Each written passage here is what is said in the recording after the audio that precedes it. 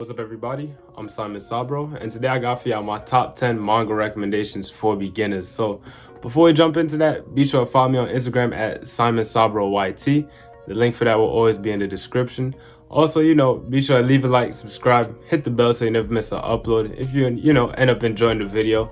Also, comment down what would you recommend for beginners, or recommend to me, or really just what you've been reading lately, all that good stuff. And one more thing, the list is in no special order, but I am hoping that it has a little bit of something for everybody. So hopefully at least one of these manga on the list you could find interesting, maybe do a little more research on, whatever. But with all that out of the way, let's just jump right into the video.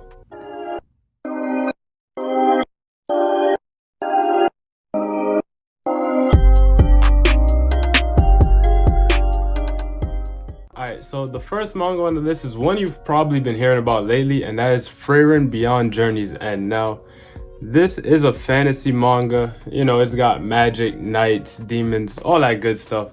But the way it's done is just really, really good and really interesting to me.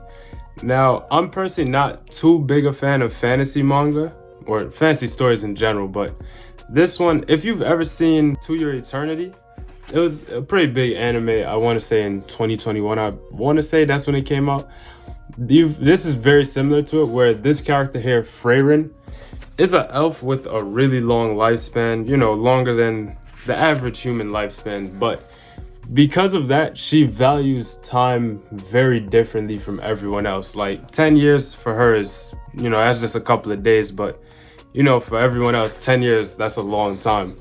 So she goes on this journey, and after her party kind of just finished defeating a demon lord, the rest of her party are regular humans, and they just start to age as time goes on, stuff like that.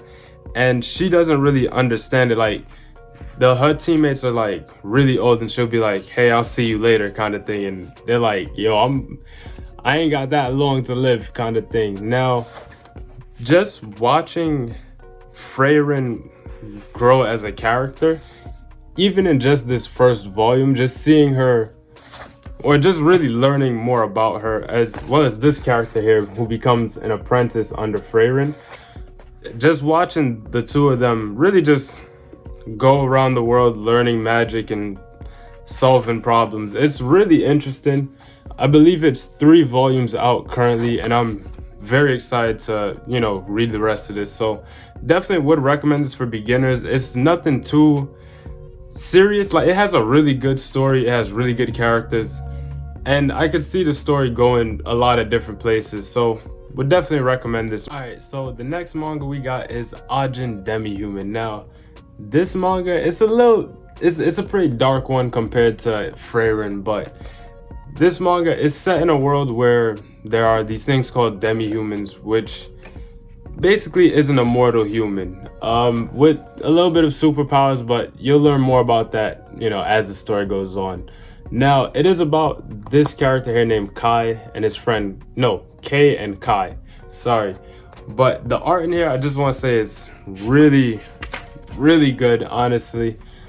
The story is very fast-paced. It keeps it going really quickly. There's never a dull moment. Now, the story starts out with our character Kei here, who gets hit by a truck, and basically what happens after that is, after he gets hit by this truck, he finds out that he is a demi-human. So he's immortal, and because he's immortal, he has to now live his life on the run because the government wants him to experiment on demi-humans. That's really how the story starts out. There's other demi-humans, of course, all that good stuff, but his friend here, Kai, was there at the scene where he became a demi-human, and really just tries to help him out in the best way he can. So that's really what the story is about. Like I said, I've only read just the first volume, I'll be honest, but I would still highly recommend it because it is really good, and I've heard a lot of good things about this manga from a lot of other people.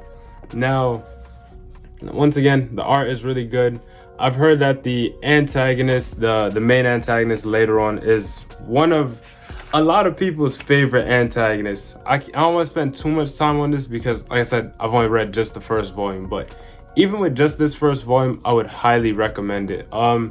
It is also 17 volumes, so a bit on the longer side, but it is complete. So, you know, just check it out if you're interested. Once again, would highly recommend it. Now, the next manga we are going to talk about is none other than Kaiju No.8. Now, Kaiju No.8, I'm not going to spend too much time on because I do have an entire manga review video on it. I'll leave the link for that in the description, but Kaiju No.8 is about our main character named Kafka Hibino, which is this guy right here, who is a pretty old character for a Shonen Jump manga. He is 32, but it's set in a world where there's kaijus that come by and just terrorize humans. You know, nothing too out of the ordinary, but Kafka here, his life, he feels like his life is really just at a very low point, but then he meets this character named Reno, who kind of puts Kafka back on track. And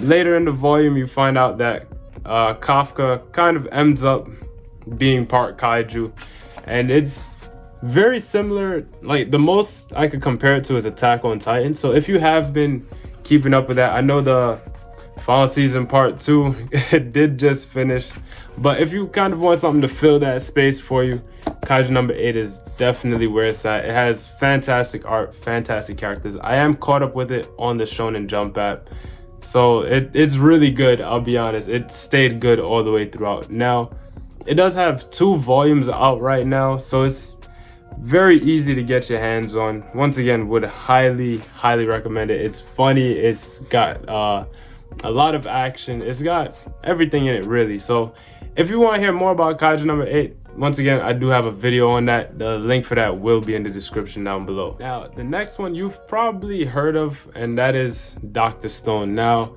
Dr. Stone is one of, I wouldn't put it that high on my list, but it did finish recently in Japan, or on the Shonen Jump app. I also actually do have a video talking about the Shonen Jump app. It's not sponsored or anything, so if you're kind of interested in it, be sure to check that video out. But Dr. Stone is a really good manga featuring some stellar art from Boichi.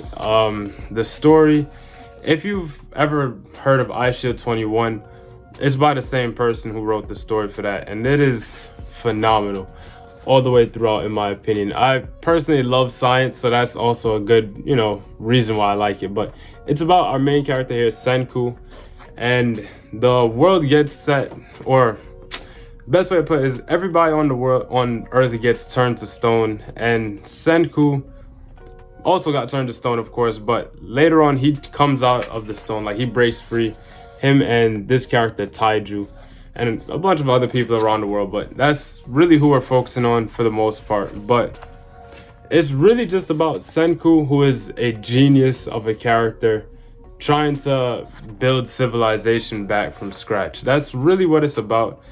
And there's not, it does have action, but not like your traditional, you know, Naruto, Dragon Ball Z kind of action. It's a lot more mind battles, so to say. But the manga does teach you a lot of things about just science, I guess. A lot of things that you probably will never need in your life, but it is cool to know. Definitely, you can see how much research went into this manga, and it's really good, I'll be honest. And it's really not for everybody, but I think if you give it a shot, especially with probably the first 3 volumes, I'd say if you could give it a shot, I definitely recommend checking it out. So that is Dr. Stone. The next manga we have is one kind of similar to Dr. Stone, not really, and that is Ascendance of a Bookworm. Now, this manga I did pick up pretty recently, and I've only read just this volume 1, but it is about this character who kind of dies and gets reincarnated in another world, which is this blue-haired girl, which is our main character, Mine. So this manga, it's really interesting. So the character in their past life just loved reading books, and when they died, they get isekai'd into this fantasy world where there are no books at all. And because their family is on the poor end, they can't really afford to buy books because it's just way too expensive. So she sets out on a goal to create her own book. That's really what it's about. I'm not too sure how long this manga is so far, but it does also have a light novel version if you'd be interested in that. Now, despite how thin this book is, it is extremely wordy, so it might take you some time to get through, but it is very interesting just watching mine through her struggle of really just trying to create a book. And the reason I say it's similar to Dr. Stone, because they kind of take, or mine takes her modern knowledge and tries to apply it into this fantasy world in order to create a book. And it's very interesting. I really loved just this first volume, and I do intend on buying more of it. So, Ascendance of a Bookworm, once again, would highly recommend this one too. Now, if you probably didn't like how maybe you didn't think Dr. Stone would be interesting, you probably might not find this one interesting as well, but still would definitely recommend doing a little bit of research, see if you might like it. Now, these next two manga I don't really own the physicals for, unfortunately, but they are really good and I did enjoy reading both of these series, and they are also both going to be on the Shonen Jump app. So once again, if you're interested, be sure to check out my review on the Shonen Jump app. But the first manga we're going to talk about is Claymore. Now, Claymore is a banger of a manga. It starts out pretty slowly, but gets, I wouldn't even say it starts out slow, actually. It's pretty good from the beginning, honestly. But it's about, or rather, it's set in a world where there's these demons, they're referred to as Yoma in the story, who go around, eat humans, and kind of just take on the form of humans so they could fit in and prey on humans. That's really the premise at the beginning. What happens is there's this main, not really the main character, but there's this character named Rocky, and his village is being attacked by a Yoma. So the village calls in these Claymores, which is an organization of all female warriors who are part Yoma, part human, and they come in and just, you know, kill Yoma. Now, you meet our main character, who is Claire. Now, Claire is a really good character. Honestly, every character in this manga is extremely good. And as they introduce more characters, you start having a hard time of just trying to pick who a favorite character really is. And I think that is really good. The world of Claymore is extremely well written. A lot of people are kind of iffy on the ending. I personally thought it was still a pretty good ending. It does also have a manga box set. I believe it's 27 volumes, I want to say, but it does have a box set. I'm not sure if it's in stock right now, but once again, it does have a box set. It also does have the singles that you can pretty readily go and buy, I believe. The art in here is phenomenal, man. The fights are really good. Just everything about this manga, and when I was reading it, I just really loved this manga, and I would definitely recommend it. It is a dark fantasy manga, so if somehow you've read or heard of Berserk, it's like Berserk but a lot more toned down.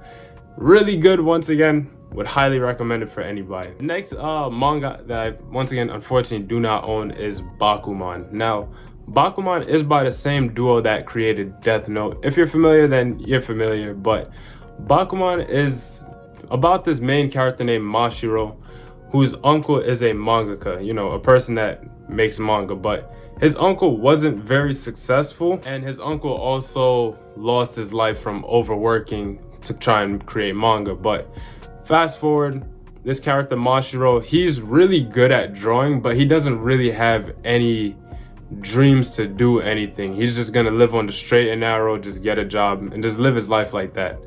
But then there's this other character named Takagi, and Takagi, he wants to be he wants to create manga, but he's really bad at drawing, but he's really good at coming up with stories. So he recruits Mashiro to, you know, be the artist for his manga, and events happen. Mashiro really likes this one girl named Azuki, and once again, some events go down, and they basically make a promise where Azuki, who wants to be a voice actress, when her dream of being a voice actress, and Mashiro and Takagi want to, you know, create an anime through their manga, and they want Azuki to be, you know, the voice of their main heroine in the manga. So once their dreams come true, Mashiro and Azuki are gonna get married. That's the basic premise of it, and the story does work towards that goal throughout the whole manga, really. But throughout it, it's described as a non-battle shonen battle manga because there's no actual hand-to-hand combat, but it's just a battle of mangaka just competing for first place in Shonen Jump, and it is really interesting and it is really good all the way throughout the manga, really. And just getting to learn more about the manga industry, I found that very interesting because there was so many things that I did not know went down in the Shonen Jump editorial staff. I don't know how much of it is still up to date now, but it was still really interesting to know. And the art in there is really good. It's very clean.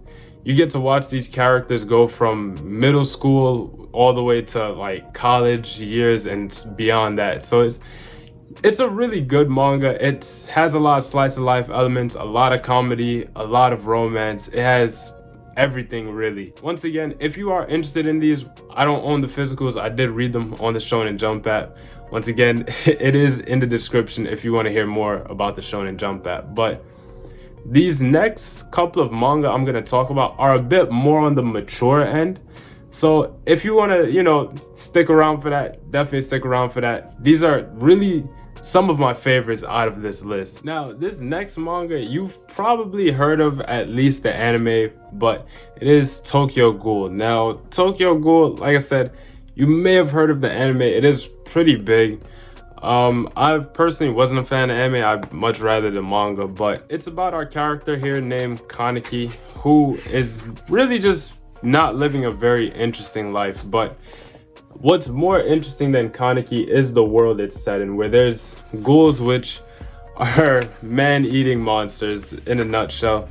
It gets deeper than that later on, but Kaneki is just, like I said, a character. He's a pretty boring character at first. He's really only interested in books, but he then meets this character here named Rize, and they, start to get along. Kaneki's life starts to get a bit more interesting, but then come to find out now that the same character, Rize, is actually one of those ghouls, and she tries to eat Kaneki. Now, from here is where Kaneki's life really gets weird, and the story actually starts to kick up. The story is actually extremely slow to me, but it does start to kick up a bit here, and then later on it gets even better. But after that, some events go down and Kaneki himself becomes half ghoul, half human. And because of that, he feels like he can no longer really mesh with humans, but he also can't really mesh well with ghouls. So he's stuck in this weird in-between. And Tokyo Ghoul as a manga features some really good art by Sui Ishida here, and really, really good characters, and a lot of battles of philosophy and just characters not really being able to agree with each other. You also follow Kaneki more so on the ghoul side, which in the world of Tokyo Ghoul is basically the villains. But just watching Kaneki just trying to discover himself and really just find his footing in the world is, in my opinion, the most interesting and the main attraction of this manga. And I would definitely recommend it. Once again, this is a bit more mature compared to everything else on the list before. So it does feature some really dark topics. Once again, the philosophy in here is really good. It'll get your mind going, honestly. But the next manga, you've probably heard the name of the mangaka before, which is Junji Ito, who made Fragments of Horror, which is a short story collection by Junji Ito. Now, Junji Ito is a horror mangaka, and he's a really good one. I kind of stopped reading a lot of Ito's work recently, but Fragments of Horror is one of my favorite, honestly. It features some really good short stories, some really good, well, his art is really always good, honestly, I'll be honest. But so Junji Ito, he has this style of I'll show you an example. So as you kind of just follow the panels along here, you see the character kind of reacting to something, and us as the reader, we don't know what the character is reacting to until we turn the next page. And this is the next page. Now, Ito's art and just displaying some really horrifying and uncomfortable images is really good, as well as his setup for when he's about to display these things. It's really good. If you are just into horror, or you know, just anything of the sort, and you just kind of want to see what a horror manga is about, this is definitely one I would recommend. Or really almost anything by Junji Ito, but this is probably the easiest one to recommend in my opinion. It is just a single volume, nothing more to it than that. Very quick pickup, nothing, you know, too crazy, no crazy investment, not a lot of shelf space, you know, all that stuff. And I forgot to mention, but Tokyo Ghoul, I believe, is 14 volumes. And then it does have Tokyo Ghoul Re, which I think is 16 volumes. I might have gotten the numbers backwards, but I'm gonna give a little honorable mention real quick, actually, which is Blade of the Immortal by Hiroaki Samura. Now, this is probably, this and the next pick are really like the most mature picks in my opinion. But Blade of the Immortal has, of everything on this list, this has really the best art style. And it is about this samurai named Manji, who is immortal. And he views it as a curse because life just isn't the same to him anymore after becoming immortal. But he makes a deal with this old lady to basically, if he can kill like a certain amount of evil people, she'll make him mortal again.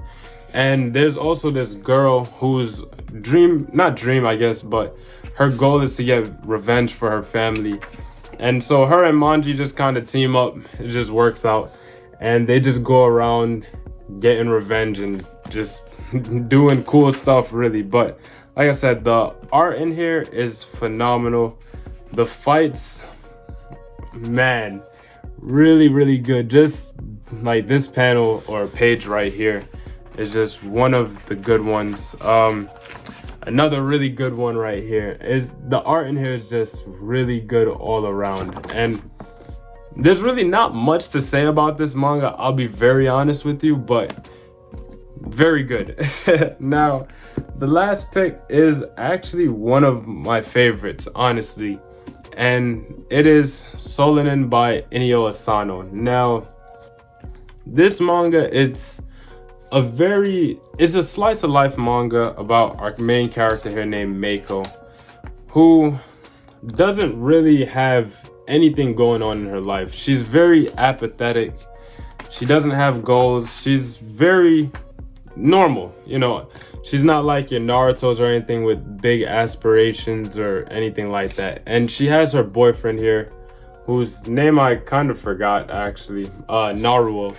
But Naruo, sorry, and his friends are all in a band, and they're just trying to make ends meet with their band, but it's really not going that well. So he's staying with Meiko, and Meiko's like the main provider for the house, but Meiko's also kind of just barely making ends meet, and she doesn't really want to work anymore. But it's really interesting. It is honestly a really good slice of life manga. It is very slow, but there is a certain event that happens, and after that happens, it gets really interesting from there, because then we watch Meiko start to really grow as a character and just trying her best to become a better person, honestly. But the art in here by Inio Asano is really good.